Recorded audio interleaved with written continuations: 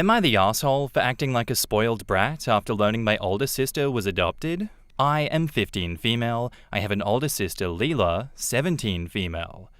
Recently, I found out that Lila was adopted before I was born. My mother was considered infertile. I was a 1 in a million miracle baby that defied the odds, so she and my father adopted Lila. Throughout my life, they've been pretty good parents. They love us both, and they've never treated Lila and me any differently. But then Lila discovered that she was adopted, and no, they didn't tell either of us. After some initial "why didn't you tell me" and identity issues, Lila seemed fine.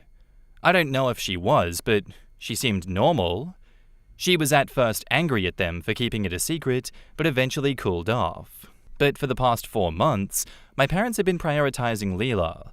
They told me that they assure Lila that blood doesn't change family or make up for keeping the fact that she was adopted from her, etc. I think they feel guilty. I get wanting to reassure Lila that, blood or not, she's a part of this family, but they've been continuously favoring Lila for these past months. They missed my high school play, instead staying home and serving snacks to Lila and her friends during movie nights. On my birthday, they got Lila a frickin' car. For my birthday. They've been going on dates with her and serving her favorite meals, getting her little gifts, getting nothing for me, by the way, and missing out on my things for Lila. I'm really not trying to sound like a spoiled brat, but I feel like in trying to make Lila feel like she still belongs, they are neglecting me. I don't even think Lila wants it. I mean, what 17-year-old wants to spend loads of time with her parents? It all came boiling out last Monday. There was traffic on my way home from school, so my parents and Lila were eating dinner. They'd gotten Chinese from Lila's favorite restaurant and were all eating when I came and walked in. I overheard my mum telling Lila, "We chose you for our family. I loved you without even birthing you, without hormones telling me to." I feel like that's the most important thing of all. I don't know, but it kind of felt like a dig. It got me thinking, if my mum didn't give birth to me, would she love me any less? If it wasn't me that she gave birth to, she wouldn't ever know the difference. She would just love that child because hormones told her to. I blew up. I ran into the room crying. I told my family, well, I guess we're not really family, right? Since you didn't choose me. And I then ran into my room. My parents said they were sorry if I thought Lila was being prioritized, but they also said that I should apologize to Lila as they were having an emotional discussion that I interrupted by barging in and yelling. They said I was old enough not to be a spoiled baby. Okay, they didn't exactly say that, but they said that I was acting spoiled, hence the title. That I knew that this was hard on Lila and that I should be nicer.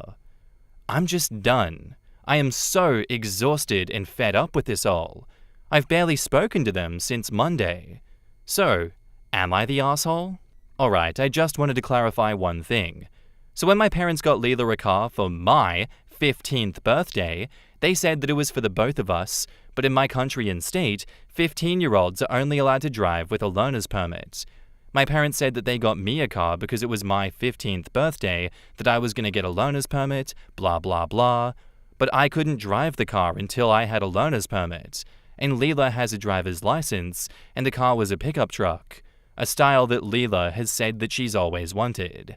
So it was pretty clear that it was Lila's car. In the comments, Crimson Wolf says, "Not the arsehole. Your parents are insane. Nearly 2 decades of good parenting is being destroyed by them, and they don't care." OP replies, "Looking back now, I think my mum was always a bit of a narcissist and my dad a pushover. Like, she would buy me clothes that definitely weren't my style in an effort to make me more like her. But they are not bad parents, they just made a few pretty big mistakes." OP replied to a big comment, saying, "First off, thank you for this message. You seem like a great parent. A few hours after I posted the initial post, Lila actually apologized for our parents. Things have been a little tense in the house, but we went for a joyride in her new car. I have no idea about my parents, but I've been talking with Lila, and apparently this whole thing started when she mentioned wanting to find her biological parents. My parents kinda blew up and started trying to prove to her that she didn't need them, blah blah blah. Fancy Association says, I was so ready to call you the asshole in the beginning, but holy cow, I'm so sorry. Not the asshole. Can you spend some time at grandparents' or aunt and uncle's house? I'm actually worried about you. You are worthy of love no matter what. OP replies, well, my parents aren't like physically abusive, and I can handle emotional abuse. That is, not a good thing to say, I don't think. Just because you can doesn't mean you should, OP. Oh my god. So, no grandparents yet, but things are still definitely rocky in our house. Lila told me that she's thinking of going to our aunt's. She's like around an hour away because of this whole thing. I'll go if she goes, because I'm not going to be with my parents alone, but otherwise I can still fly under the radar.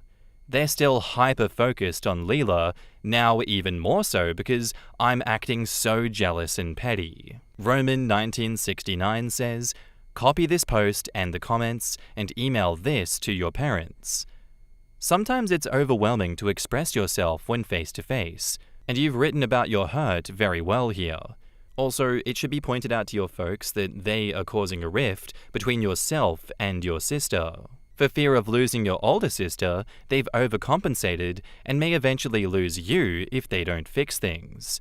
Your parents have completely messed up and mismanaged this entire scenario. And buying your sister a car on your birthday?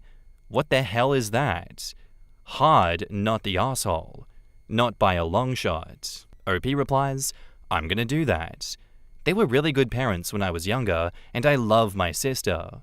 I just want things to go back to normal. This entire situation is so messed up, honestly. It's glass child syndrome, but without someone that is, genuinely needing that full intensive treatment that parents usually give children when glass child syndrome occurs. This is such an overreaction and overcorrection from her being like, I want to meet my biological parents. That would be kind of chill. And they're like, no, you don't. No, you don't need them.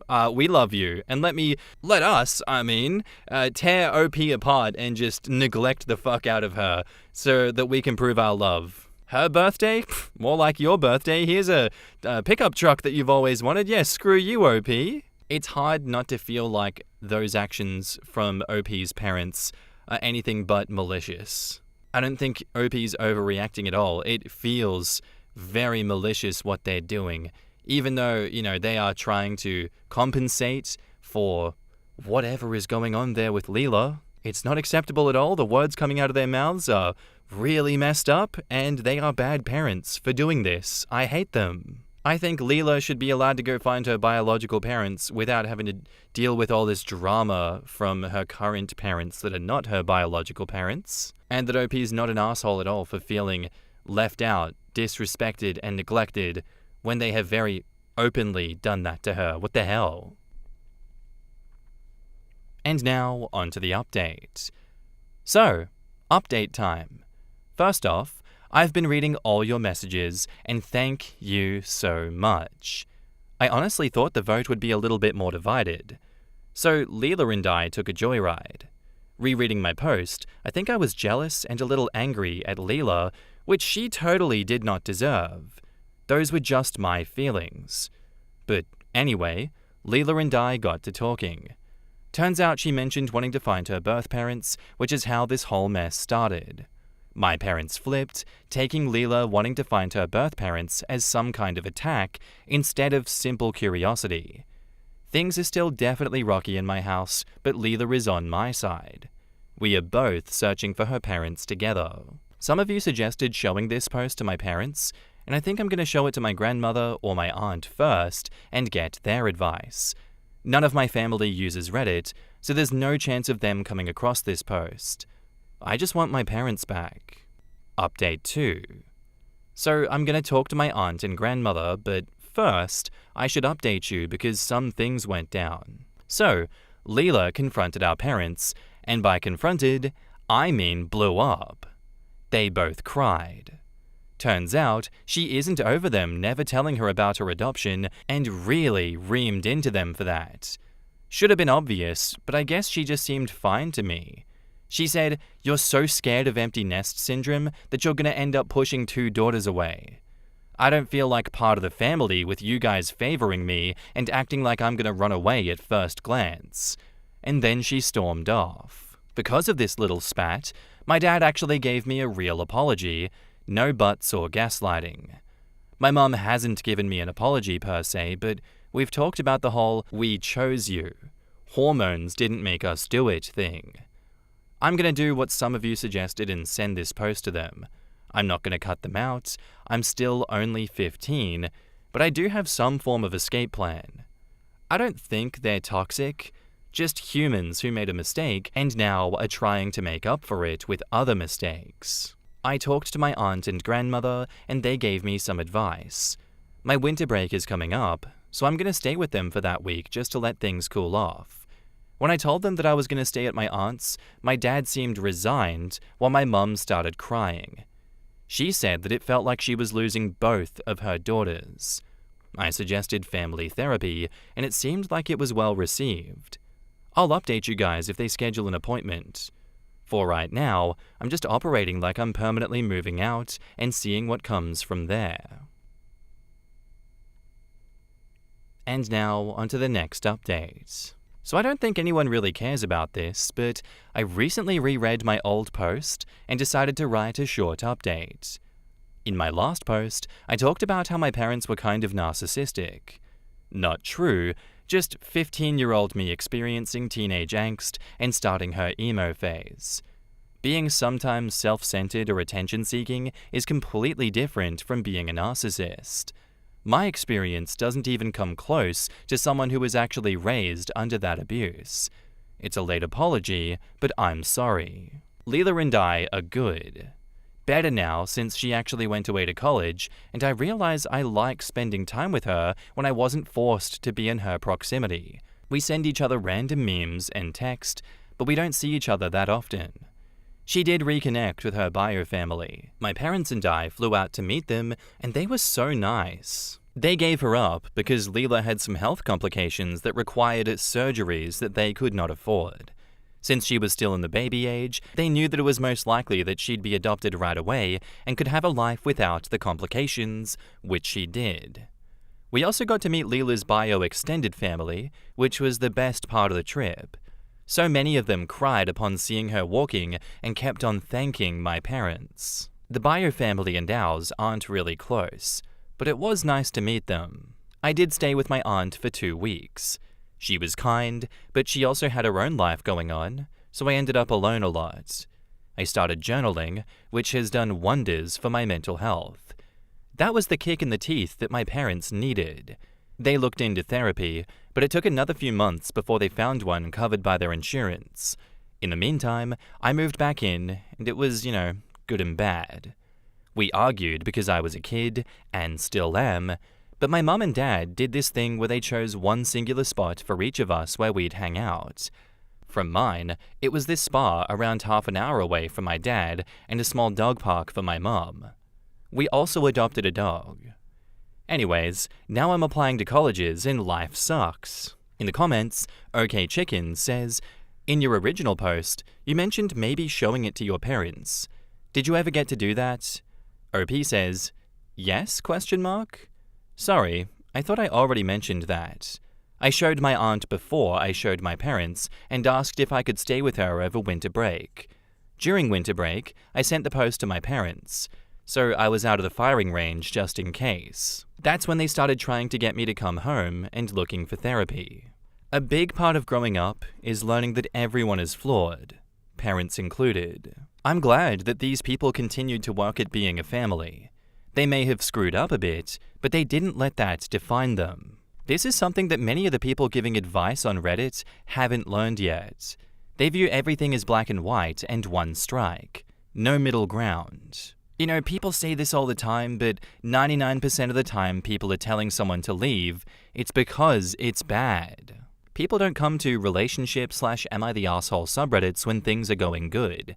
The most common stories in these subreddits are of someone being gaslit into believing abuse is normal.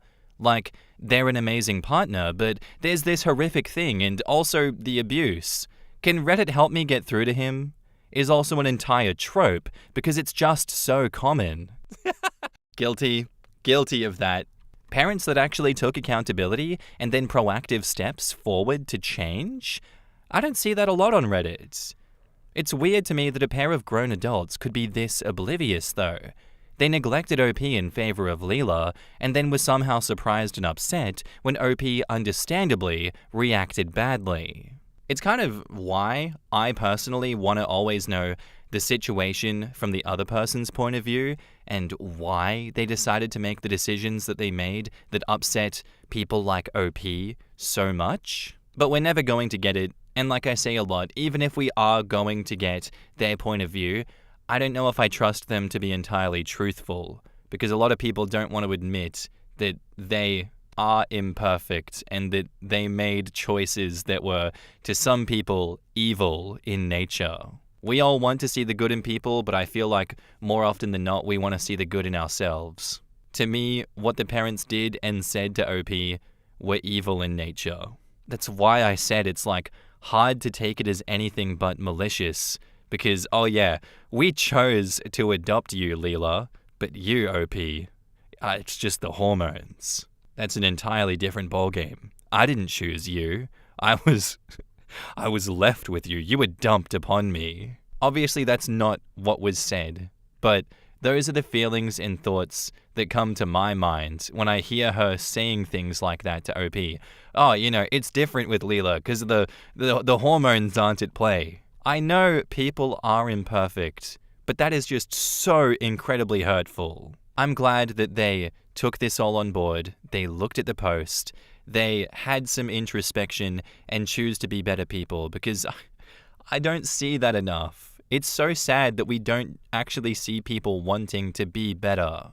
So thank you for coming back all these years later with another update for us, OP. I very much appreciate that, and I hope that life looks better for you soon. I know college and all that sucks, but I for one hope that things get better.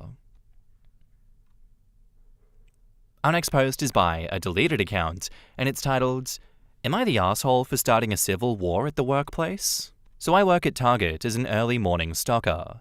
Me and the unload team come in early in the morning, and the first thing we do is unload the truck full of merchandise. That involves standing at a conveyor belt type line and grabbing our assigned boxes and sorting them on our assigned pallets and flats. We recently hired a new guy who we'll just call Michael. He's well liked among some people here because he makes them laugh and talks in funny voices. It's actually pretty immature since he's in his 30s, but people like it for whatever reason. I'm of the opinion that there's a time and place for goofing off, and making people laugh at work isn't one of them. Is this just another episode of The Office? What's going on? Anyway, he works the line, and it's constantly getting backed up and congested because he's just standing around, socializing and talking in his little annoying voices. There was even one time when the line got backed up because he was standing around and trying to hit the high note on Whitney Houston's "I Will Always Love You." A bunch of boxes fell off the line because it got all backed up, and our boss started yelling at us because Michael is a lazy jack-off. Last week it was more of the same. The line was completely congested because Michael wasn't working it, and he was more focused on trying to do his Pee Wee Herman impression. I tried pushing the line, but he gave me a dirty look and yelled at me that the line was stalled. I yelled back at him, well, maybe the line wouldn't be stalled if you weren't standing around making your stupid fucking noises. Some girls nearby gasped, as if that was the worst possible thing that I could have said to him. He yelled at me to not talk back to someone who's older than him, and I responded that I'll yell at anybody not doing work, regardless of age. Me and him kept shouting at one another, and other employees had to break us apart. We both got pulled into the boss's office and got a lecture, but I thankfully didn't get fired. Unfortunately, Michael didn't either. That was last week, and the store is in complete disarray because of the incident with me and Michael. Some employees have come to me and said that I did the right thing by calling him out, but others apparently think that I'm the asshole. One girl even went up to me and told me that Michael's a nice guy and that I don't know how to have fun. There have even been 2 physical fights about the whole thing. One guy went up to Michael and called him an annoying sack of shit, and one of Michael's friends got pissed and a fight broke out. They both got fired, and the day after that, practically the same thing happened. Now we have co-workers who are taking either my side or Michael's. Former friends are being put against one another since they disagree on whether or not Michael is annoying and lazy, and our boss has even held a team meeting to discuss tensions and warn us against furthering this conflict. What do you make of all of this? In the comments, Spaghetti Wizard 89 says, "Not the arsehole. I used to work at Target doing the exact thing that you are doing. If someone doesn't do their job on the line while you're in the truck, it only makes it more difficult. You would think the manager would get on Michael's case for not doing his part. If everyone does their part, it makes the job so much easier. Also, I wouldn't want to hear that stuff at 4 a.m. Everyone sucks here. It's not your job to manage him. You should have gone to your supervisor and reported the issues in a calm and respectful way. Everyone sucks here. You caused further disruption to your work line by making a scene and being a child about it. Don't call out one person's childish behavior with your own. He's an idiot for letting his work drop because of antics. You're an idiot for letting an idiot get to you enough to yell at them in the workplace and have to be separated from each other, then be salty when they aren't fired on the spot for a shouting match where both parties are being dumb. Also, seems like you judged him based solely on being a goofy person before he even fucked up at work, which also sucks if that's the case. There are lots of goofy people who aren't idiots. It isn't mutually exclusive. He just happens to be a fuck-up. I'm not gonna let myself have a bad take on this one. It's not worth it. I'm gonna go with everyone sucks here for this one, guys. I think as funny as it is, and as deserving Michael is of being yelled at, that's not your job, OP. I know he deserves it. I know that he's being disruptive, but it's not your job to police him because look at what happened. You are surrounded by babies that cannot control their emotions or their bodies, and they lead themselves into a civil war in the workplace. Where are you working? Surely this is not normal behavior. If it was, I feel like we'd see it more often. You are working with emotionally stunted and immature people that are ready to swing at a moment's notice. I know there's a culture of people that are ready to swing and fight when it comes to pick and pack kind of jobs like this, factory jobs, warehouse jobs, yada yada. But you're playing it out like it's some kind of fantasy here. Like this is not normal. That's something that people talk about. That's not something people actually do. And if it is true that you were surrounded by a bunch of morons that genuinely fight over something as stupid as this, then maybe it's time to leave that job and take this as a sign that you need to grow up and everyone else needs to grow up. Get a different job and get a hold of your emotions. Everyone sucks here. And now, onto the update. So regarding the first post, the consensus was that I was not the arsehole and that I did nothing wrong. At least in terms of everyone at work taking sides and fighting over the whole me versus Michael incident, but things completely blew up today at work and multiple people were fired as a result. Things started yesterday when someone broke into Michael's locker and poured a whole bulk bottle of hand sanitizer in his backpack. His backpack contained stuff like spare clothes and even his wallet, and apparently they were all ruined. Nobody knows who did it, but before we started to unload the truck today, our team lead held a meeting and he said that he's going to start firing people who continue to escalate this situation. One idiot spoke up and said, "Go ahead and try. You don't have the power to fire us." And guess what? He got fired on the spot. Deserved. The team lead made him turn in his name badge and discount card right there in front of us and sent him out. Tensions were already high to start the day, and our team lead was in a bad enough mood as it was, but the unload was when things got ugly. During the unload, the line got stalled again. And take a wild guess whose fault it was. Fucking Michael! His part of the line stopped everything from moving, and that was because he was playing on his phone and trying to look up a song. I would have thought that he learned from the last time, but apparently not. I was honestly thinking that maybe he was trying to goad me into yelling at him again, so I held my tongue. The line started moving again, but then it stopped because Michael starts talking to a girl and talking like Donald Duck. I snapped again and I yelled, "Michael, knock it off." Michael didn't say anything, but the girl that he was talking to got up in my face and yelled at me to leave Michael alone and stop singling him out. But before I could even respond to her, one of Michael's friends chucks a box at me, but it accidentally hits the girl that was yelling at me. She fell to the ground crying, and Michael's friend kept apologizing, but the girl's friend jumped him and started slapping him. He shoved her to the ground, and a whole bunch of people were stepping in and trying to break them apart. Right when it looked like things were starting to calm down, Michael says, "None of this would have happened if certain people knew how to keep their mouths shut." That jab at me really got to me, and I shoved him back into a pallet. A whole mountain of boxes came crashing down on him, and that's when one of his other friends jumped me, pulled me to the ground, and started punching me. I tried to fight back, but he was pulled off, and I saw that our team lead was prying a whole bunch of people off one another. The team lead yelled, "All of you out," and he started yelling about how he's sick of this job and how he hates babysitting us. At least 5 people, including me, were fired today. And on top of that, the team lead quit on the spot. And get this, I end up getting a call from the store manager, and she tells me that the entire flow team is in complete chaos, and we don't have enough people to unload this morning's truck that we never finished, and she blames me. She tells me not to ever come into this store again, and that she might press charges for being disruptive and violent. In the comments, Nat O says, "Everyone sucks here. Are you all children? You are all assholes, and I wouldn't hire any of you to walk my dog. It's hard to believe all this shit takes place in a professional environment. Everyone sucks here. You have managers for a reason. He was already pissed. Why would you not just bring it to his attention that it's happening again?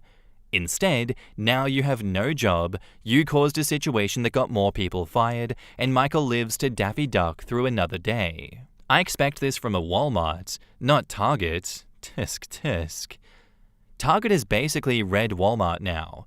I was lucky to be in a good store the couple years that I worked there, but the company is nothing special these days. Good on you, OP. You didn't learn. You didn't listen to the comments. You just made everything worse. Love to see it. Thank you. This was a sick outcome. I love that you didn't take anyone's advice and you got fired, and Michael didn't get fired. Maybe next time you learn from this and you show a bit more emotional maturity in the workplace and a bit more restraint. I understand that what he was doing was unfair, but your actions are not the correct ones in a situation like this. Thank you for the story. Thank you for the blessed update as always, but please learn from this. Our next post doesn't have an update, but it's funny, so let's read it. Posted by user ThrowRA Waffle House.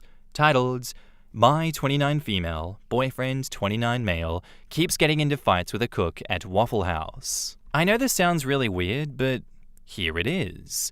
My boyfriend and I have been together for 3 years. We met and started dating when we were both in graduate school, but I dropped out to go back to college to pursue a different career.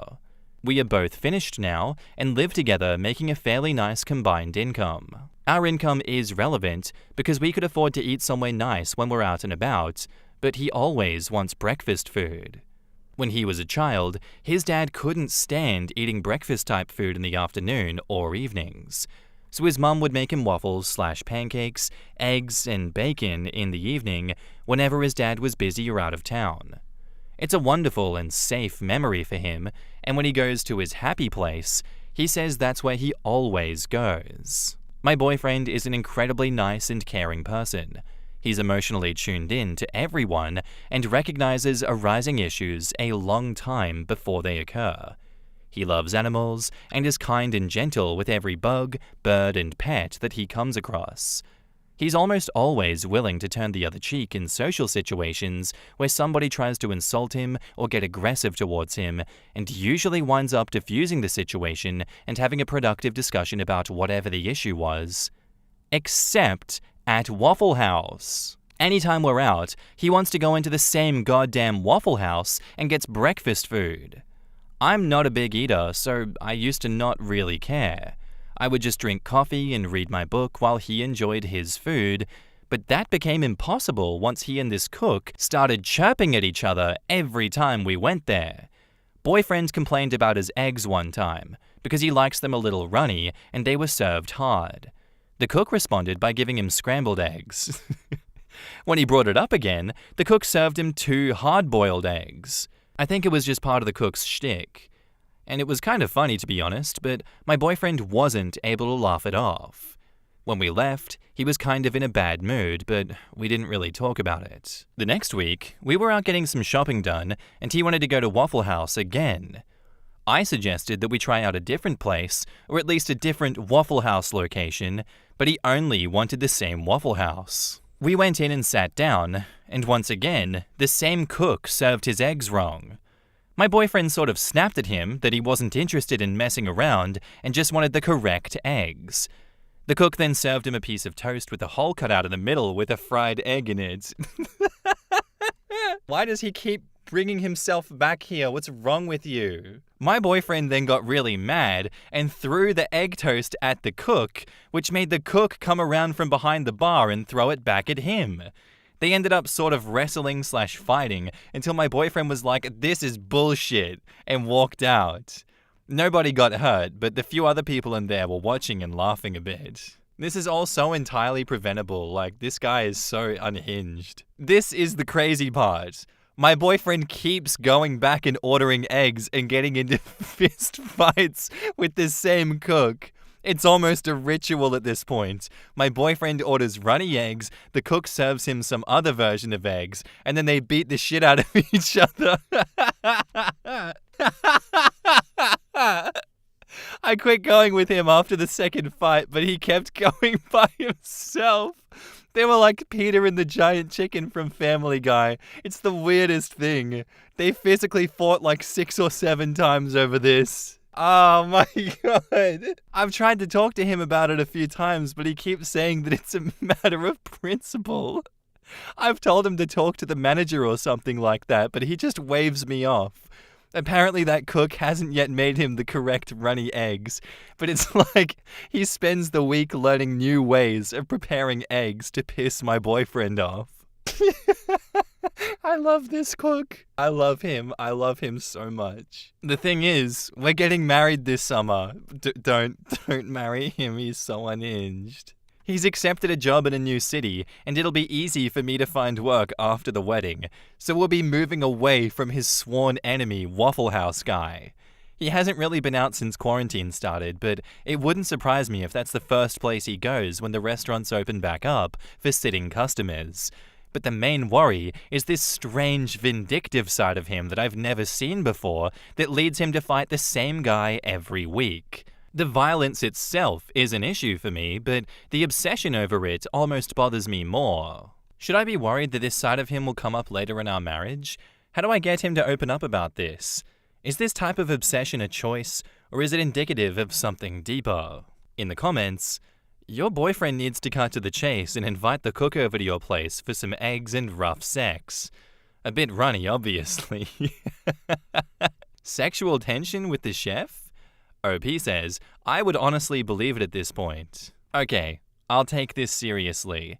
What is your boyfriend's relationship with his father? I'm gonna wing some armchair psychology, but is it possible that he had a bad relationship with his father overall, and the breakfast for dinner is more than just a happy place food-wise, but a time he felt safe? That would explain the obsessive need to recreate it exactly. He needs some sort of exact replica of what his mother made for him in order to satisfy this itch, and the fact that he doesn't get it leaves the itch there, festering into an open wound that needs to be resolved in order for him to feel safe and fulfilled again. I think he needs to go to therapy to examine why this is so important to him, why this exact ritual needs to be in this exact way for him to maintain this happy place, and why disrupting it brings about such anger in him. I think he's perfect just the way he is, and he should go back specifically to this city when you guys leave by plane just to do this over and over again, because this is normal and acceptable behavior, and now this is a part of his safe routine that he has established.